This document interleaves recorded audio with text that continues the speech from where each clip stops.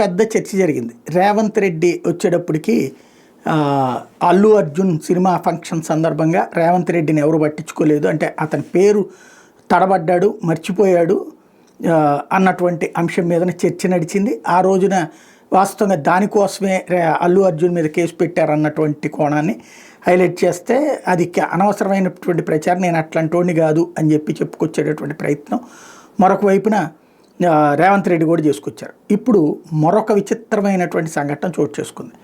ఏదైతే తాజాగా జరిగినటువంటి కార్యక్రమాలలో నిన్న పాపం ఈ తెలుగు వాళ్ళకి సంబంధించినటువంటి సదస్సు జరిగింది కదా, ఆ సదస్సు సందర్భంగా అక్కడ అటెండ్ అయినటువంటి సందర్భంలో అక్కడ ఒక సినిమా యాక్టరే స్టేజీ కార్యక్రమం అంతా చూసుకొచ్చింది.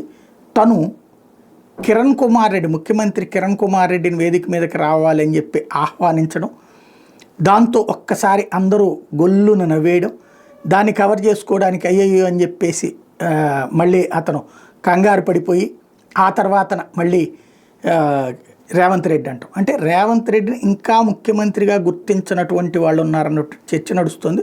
ఒకసారి ఆ తెలుగు ప్రపంచ సమాఖ్య కార్యక్రమంలో ఏం జరిగిందో చిన్నది విందాం. మన ప్రియతమ నాయకులు తెలంగాణ రాష్ట్ర ముఖ్యమంత్రి గౌరవనీయులు శ్రీ కిరణ్ కుమార్ గారు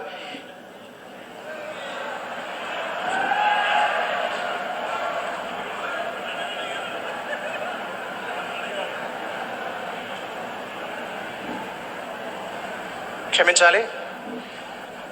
మన ప్రియతమ నాయకులు తెలంగాణ రాష్ట్ర ముఖ్యమంత్రి వర్యులు శ్రీ రేవంత్ రెడ్డి గారు